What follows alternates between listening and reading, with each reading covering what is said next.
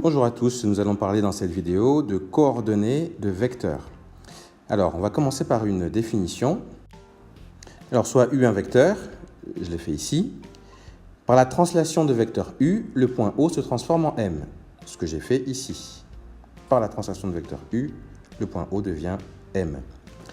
On appelle coordonnées de vecteur U les coordonnées du point M dans le repère OIJ tel que OM est égal à U.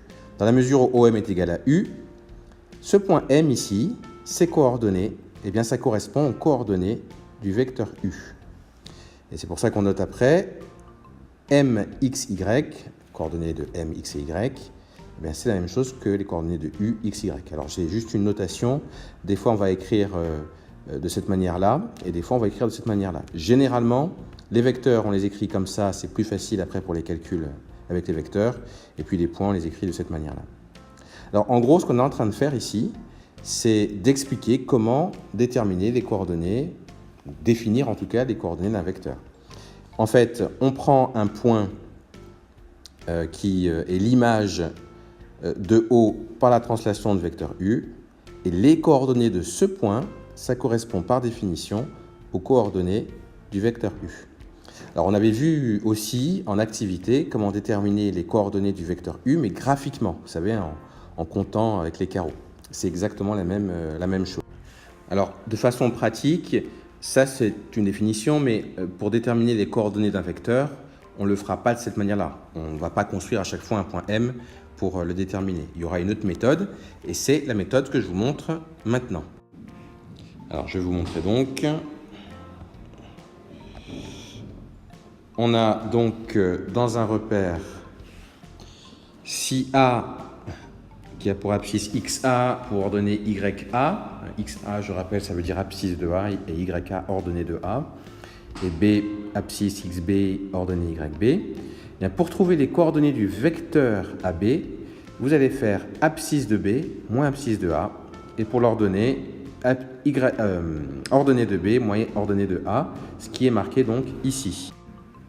Alors, on va prendre un exemple. On a A qui a pour coordonnées moins 2, 3, B qui a pour coordonnées 0, 6. Comment déterminer les coordonnées de AB? Eh bien, on vient de faire la même chose. Donc, abscisse de B moins abscisse de A, et puis ordonnée de B, pardon, moins ordonnée de A. Ce qui nous fait donc 0 moins 2, et 6 moins 3, et ce qui nous donne donc pour coordonnées 2 et 3. Donc voilà comment trouver les coordonnées d'un vecteur quand on sait les coordonnées de ses extrémités. Alors maintenant, voyons comment prouver que deux vecteurs sont égaux grâce à leurs coordonnées. On va considérer une propriété. La propriété, c'est la suivante.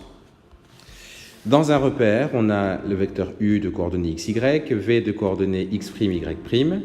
Alors, dire que U est égal à V, dire que ces deux vecteurs sont égaux, ça revient à dire que X est égal à X', ici et là, et Y est égal à Y'. Donc en fait, il suffit que leurs coordonnées soient les mêmes.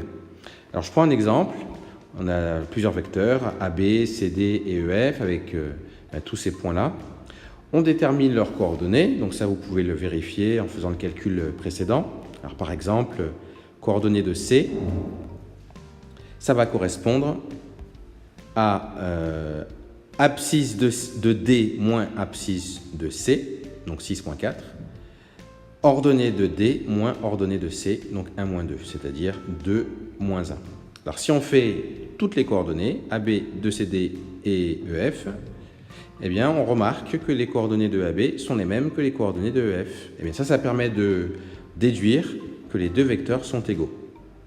Donc il suffit que les coordonnées soient les mêmes pour que les vecteurs soient égaux.